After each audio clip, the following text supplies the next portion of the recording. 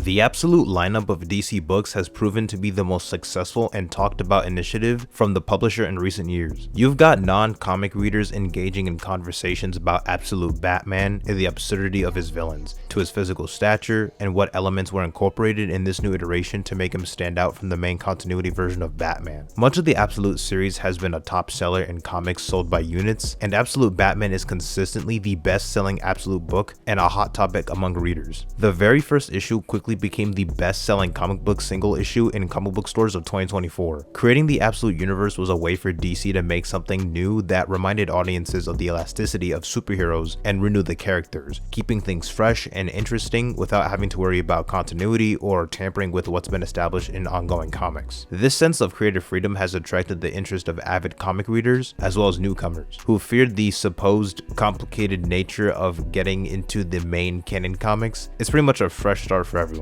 The biggest standout from Absolute Batman at first glance is how thick and beefy this man is. Good God. I'm a big boy. Absolute Bruce Wayne is an absolute unit, standing at 6 feet 9 inches tall, closer to 7 feet tall with boots, weighs 421 pounds, requiring the work of 6 staff members of a lab just to carry him. One of the more notable aspects of this iteration is how stripped down Batman is when compared to his prime Earth counterpart. Bruce never grew up in a billionaire family, he's not one of the top 3 smartest humans on the planet with access to Wayne tech, high-tech weaponry, and a full decked out Batcave. He's a working class citizen operating as a civil engineer. Now that's not to say his base arsenal is rudimentary or lackluster when operating in the field. Batman has these cape tethers that can impale, grasp, or hook onto other people and objects. He can somehow walk with the tethers on the ground, and they can come together to glide in the air. Everybody was clowning on the Absolute Bat symbol when it was first revealed, but little did we know that Batman was devious enough to make it detachable to form a battle axe. Bruce also took the necessary precautions in preparing his mind and body for his mission, studying applied mechanics,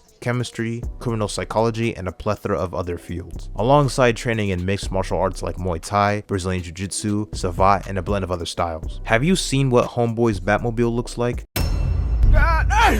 What am I even looking at right now? The craziest part about this monstrosity is its ability to change forms and take the shape of a more traditional Batmobile to travel at faster speeds. These are supposed to be homemade engines, yet it's built like the Arkham Knight Batmobile. Everybody likes to joke about how Batman won't kill you, but he'll either break every bone in your body or leave you hospitalized in some way, shape, or form. That sentiment should really be applied to this Batman when he fights thugs like the Party Animals, cause he'll have no problem piercing enemies while simultaneously avoiding every major artery in the process.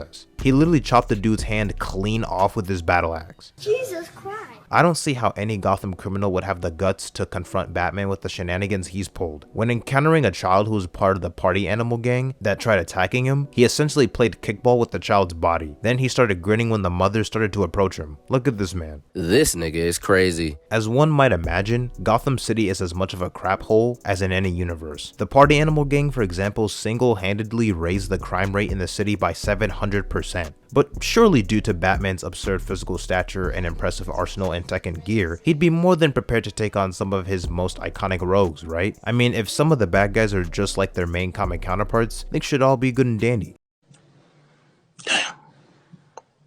He don't got a clue in the fucking world. Everybody knows Mr. Freeze, one of the most recognizable and complex Batman villains from the source material. I've always been curious to see how he'll be depicted in the Absolute Universe. Oh my God. What is that? Absolute Mr. Freeze is Victor Freeze Jr., the son of Victor and Nora Freeze, who both founded a research organization called V-Corps. Their mission was to preserve people in ice using cryogenics until cures for death and disease were discovered. Victor Jr. was diagnosed with a terminal disorder, which prompted his parents to have him cryogenically frozen. When he was revived, he was given the ability to transform into whatever the hell this is. Well, that's just one villain. The good news is that several of Batman's iconic rogues like Waylon Jones, Oswald Cobblepot, Harvey Dent, and Edward Nygma grew up alongside Bruce as childhood friends in Gotham's crime alley, along with Selina Kyle. You know how it goes with a lot of these superheroes though. Having a wide array of friends or allies can cost you. I'm about to end this man's whole career. Done. What career? But I'm not a rapper. I think Absolute Bane is what prompted people to realize just how monstrous and ridiculous Batman's rogues gallery is in this universe. Characters like Bane were already unhinged in the main universe, so the fact that they look even more deranged and are built like this for a more stripped down Batman to face is crazy work. Bane was pretty much no diffing and tanking attacks from Batman in his base form, not amped with Venom. We can only fear how big he can get when actually amped on Venom. Mind you, this Batman is listed as 6'9". Look how tiny he is compared to Bane. After getting his butt whooped, Bruce ended up being imprisoned in Arkham for 91 days, undergoing several surgeries involving the brainstem insertion of Venom. Bane has a somewhat similar origin to his post-crisis counterpart, spending many years of his life in a prison in Santa Prisca. The major difference is that he, along with his father, was a part of a resistance group fighting for Santa Prisca's freedom, with his father serving as the leader. The Venom that Bane uses is said to enhance his mind to unprecedented levels, giving him the equivalent of whole libraries worth of knowledge inside his head. He knows every form of fighting, every weapon, and every tactic. Yet Batman still has the balls to fight this behemoth. Why the fuck would you do that? My man finna beat the bat shit out of you, bro. You stupid. I hope your dumb ass don't think I'm jumping in, cause I ain't doing shit. To make matters even worse, Bane went after Bruce's group of friends, brutalizing or crippling them one by one, having them captured in Arkham and forcing doctors to transform them into freaks. It's straight up body horror, further adding to the absurdity of the Absolute lineup of villains. Absolute Killer Croc. What the hell? Bane broke nearly every bone in Oswald Cobblepot's body, with each attack missing his vital organs, leaving him in a life of constant pain. Guess what he ended up looking like? Oh my god.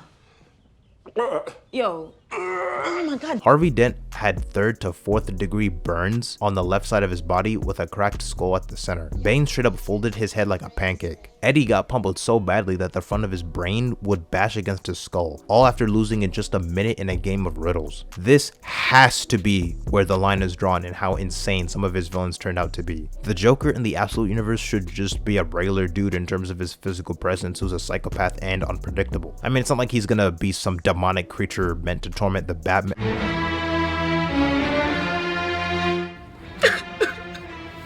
This is the cover for Absolute Batman issue 15. I don't even know what's going on anymore. I can't imagine being a Gotham citizen in this universe. On one hand, you might see an Afro-Brazilian baddie roaming the streets in a cat suit, but then on the other hand, every other villain is some demonic monstrosity straight out of a Souls game. Come live in Gotham City where rent is only $100 a month. Bitch, you got me fucked up. You can suck my left nut.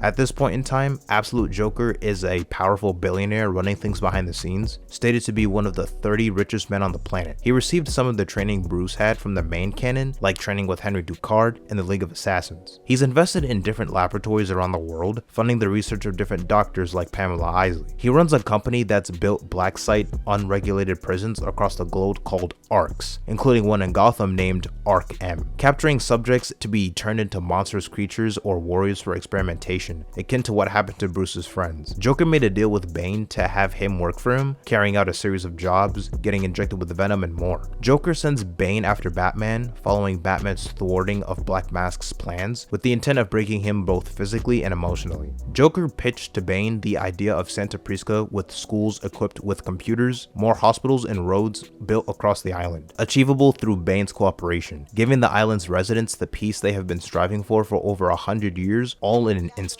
Bane somewhat envisions himself in Bruce in a twisted way, recognizing that same warrior mentality and drive to protect their homeland, becoming the hero Gotham needs. He imagines Batman undergoing a procedure similar to his own, but to make that possible, Batman first needs to be broken. Clearly, Joker took a page out of Bane's book. My thoughts and prayers go out to the Absolute Universe version of Jason Todd if he ever gets introduced at some point. It's kind of funny to think about if this is just Darkseid getting his lick back against Batman after what he did to him in Final Crisis. Darkseid jump-started the Absolute Earth by bonding with the Spectre, and after fighting the Justice League on the Watchtower, the heroes worked together to free the Spectre from Darkseid, whose death, quote-unquote, would allow him to shape a world driven by the opposite of hope, where Darkseid could mold its timeline and become as powerful as he could ever dream to be. A world powered by Darkseid's energy, filled with challenge and turmoil, where the titular heroes are born facing greater obstacles and fewer advantages. Like this universe's Wonder Woman being raised in hell, Batman growing up middle class, and Superman spending his first 13 years on Krypton before it explodes, never having been properly raised by Jonathan and Martha Kent afterwards. The absolute Gotham rogues are probably gonna escalate from here. Who knows what Mad Hatter, Solomon Grundy, Scarecrow, or Man-Bat are gonna look like. Why anyone would continue to live in Gotham is beyond me. Guess the preposterous nature of the absolute universe is part of its appeal to audiences. Pray for my boy Bruce.